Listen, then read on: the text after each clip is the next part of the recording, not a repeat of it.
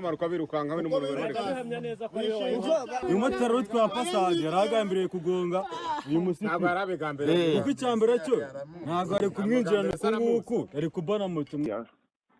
Ni impanuka yabaye mu ijoro ryakeye mu gihe cya saa sita z'ijoro. Imodoka yari ivuye i Kigali igiye i Karongi itwaye abantu bari bavuye mu bukwe. Iyo modoka ya Hiyasi igeze rero hariya Gishyita yari irangije ahantu hamanuka igiye kujya gutangira kuzamuka, ariko ntiyabasha kuhazamuka, igwa muri metero zigera kuri 20. Abari barimo hahise hapfamo abantu 6, hakomereka abandi bagera ku 10, bose baratwaye mu bitaro bya Kibuye. Iyo urebye uburyo impanuka yabaye ukareba n'aho yabereye ukabihuza n'urugendo bari bakoze,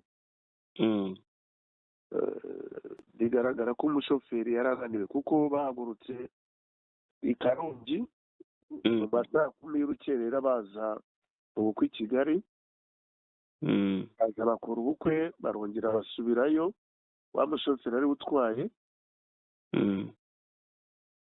Igeze mu masaha 6 z'ijoro nibwo iriya mpanuka yabaye bakiri mu rugendo. Bigaragara ko kandi twese turabizi iyo abantu bagiye mu bukwe ari igihe umushoferi nawe atwarwa n'amarangamutima yo kugira ngo abe yaruhuka, kuko umuntu bahagurutse saa 10 nuko we yari yabyutse mbere. Shobora kuba atari yaruhutse no muri uko kujya guhaguruka, akaza nawe akajya mu bukwe nk'abandi. Rero umuntu aba ananiwe, umuntu aba ari gusinzira abona isaha zigeze. Iyo abantu biriwe mu bukwe nk'uko nta n'ubamuganiriza, nabo baba bagiye mu modoka bagahita basinzira benshi. Urabona rero ko ni icyo ngicyo cyateye impanuka, ni umunaniro, nuko yakoze urugendo rugana gutyo kandi yagiye mu bintu bituma nawe ashobora kwishima nk'abandi.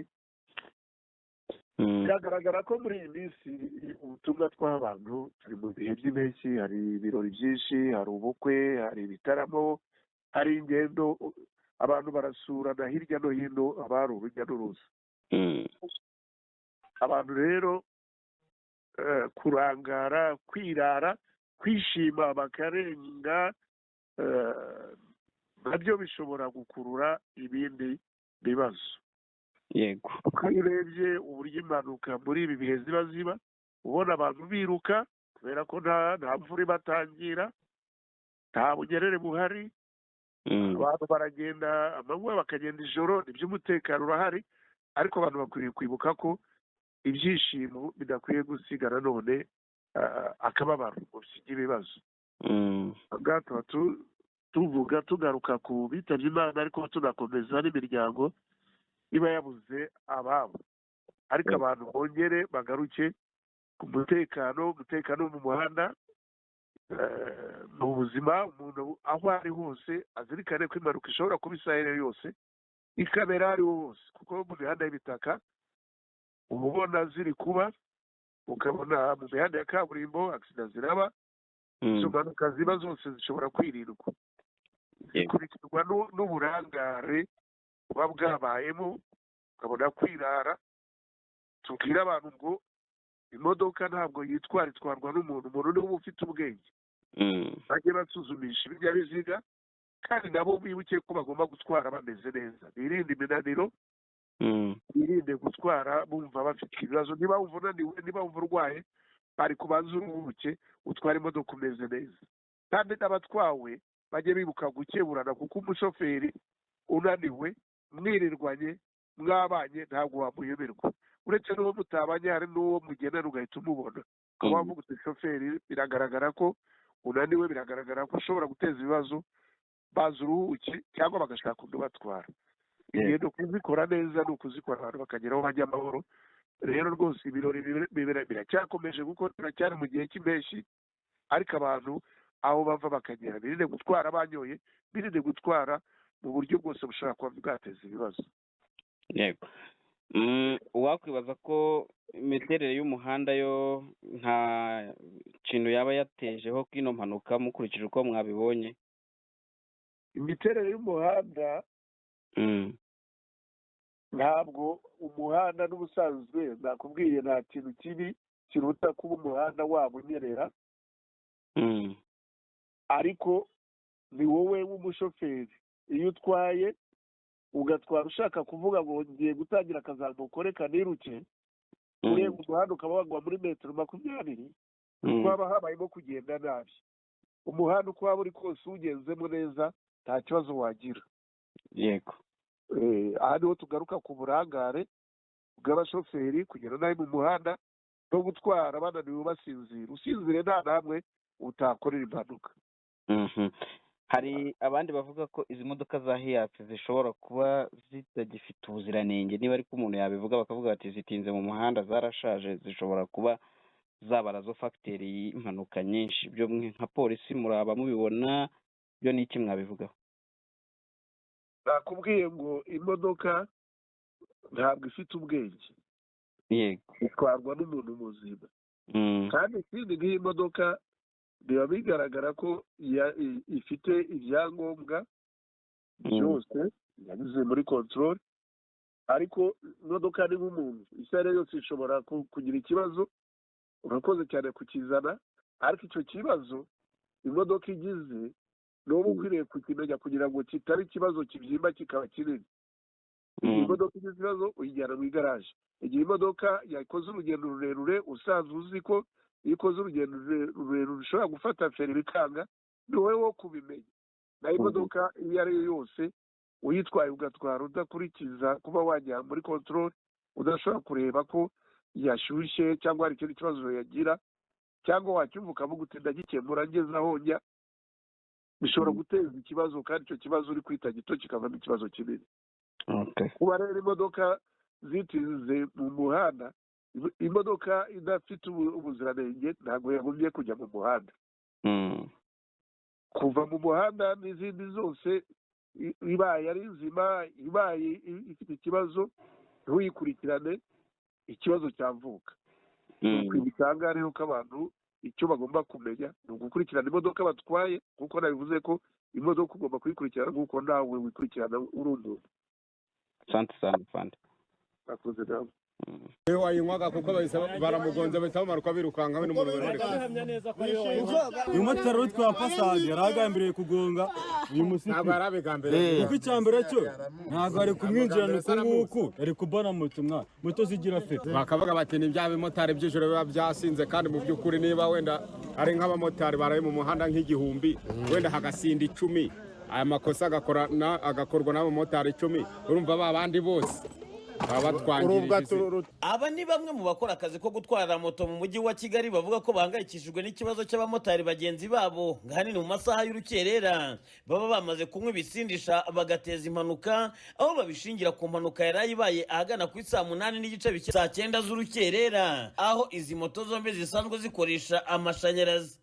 Iyi moto bikekwa ko wari uyitwaye yinyweraga amanyinya ndetse n'umugenzi yari atwaye yari ifite purake RAI 901 yahuranya indi moto yamanukaga iramusekura, kubw'amahirwe ntihagira uhatakariza ubuzima. Gusa uwari uri kuri iyi moto yitwaye ndetse n'umugenzi bose bahita bakizwa n'amaguru. Niho aba bamotari bagenzi babo basaba ko ngo polisi yakagombye kuzajya ikaza ingamba z'umutekano cyane cyane mu masaha y'urukerera, ngo kuko bamwe mu bakora aka kazi ko gutwara moto mu mujyi wa Kigali bamwe baba nta mushya zo gutwara ibinyabiziga bafite, abandi ngo bakaba bamaze kwinywera kamanyinya. Piro yamanukaga iva kujyanye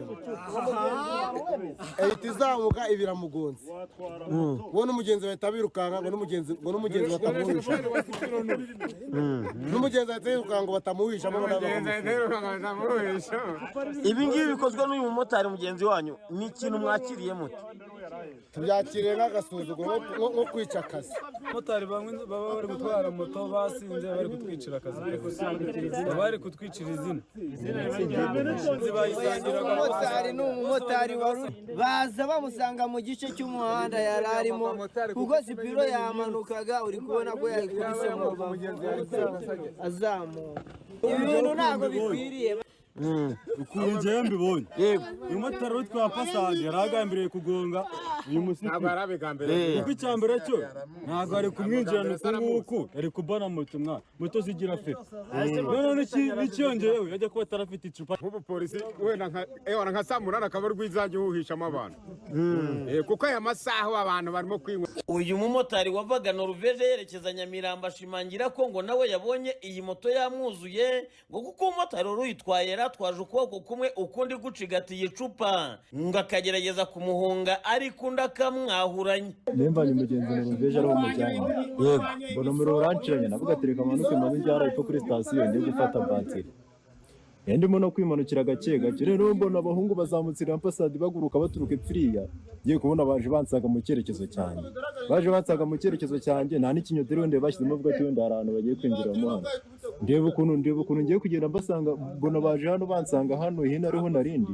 rero ngiye mpita nkora system yo kurukuntu mbakatira wenda guca ku ruhande rwo hirya ngiye guca ku ruhande rwo hirya ubwo ni ukubera umuvuduko yari afite nawe kugarura moto ngo wenda abe yakata hano nanjye wenda nkomeze manuke hariya biranga kubera ukuntu birukanga. Nyuma y'iyi mpanuka twahise twerekeza mu karere ka Kicukiro ahazwi nk'Igikondo mu rya gatanu aho twasanze imodoka yo mu bwoko bwa Kia yari ifite purake RAI 363 yari imaze kugonga imodoka y'ivatiri yasanze irimo gucaginga. Iyi modoka ya Kia nayo ubwayo ihita yibirindura igwa ishinze urubavu mu muhanda rwagati. Umuvugizi wa polisi ishami rishinzwe umutekano wo mu muhanda SSP Emmanuel Kayigi avuga ko uyu mumotari yari yanyweye ibisindisha kandi akaba agikomeje gushakishwa. Ni ukuvuga ngo bamwe baba batwaye ariko ari Imana mfasha. Icyateye impanuka rero ni uko gutwara nabi nyine bitewe n'ubusinzi akayobora ikinyabiziga nabi kugeza aho kikoze impanuka. Imyitwarire dukunda kugaruka inshuro nyinshi iranga abashoferi bamwe na bamwe kudaha agaciro akazi bari gukora kuko niba uri gutwara niba uri mu muhanda ugomba kwibuka ko ukeneye umutekano ugomba no kuwuha n'abandi. Rero iyo myitwarire yose kimwe n'uwo nguwo utwaye yanyoye ibyo abamotari cyangwa se abantu bifuza muri rusange turabikora ingamba ziba zihari ariko burya nubwo ingamba zahaba kuko dukunda kubigarukaho byose ni ubufatanye ni ukwibutsa abantu ko nyine umutekano mu muhanda ni uwacu twese. Kuri iyi mpanuka y'Igikondo nabwo ashimangira ko icyateye impanuka ngo byaba ari uburangare bw'uwari utwaye iki kinyabiziga. Yabereye Igikondo ntabwo byatewe n'ubusinzi byatewe n'uko uwari utwaye nyine nawe yari ku muvuduko ananirwa kuringaniza umuvuduko ariko nyuma yo kumupima byagaragaye ko atari yanyoye ariko nyine ni kwa kwirara ni ukugenda nabi bitewe n'aho umuntu ari. Urabona za saa 8 z'ijoro aragenda agonga iriya modoka ataye umuhanda ayigongeraho yanyweraga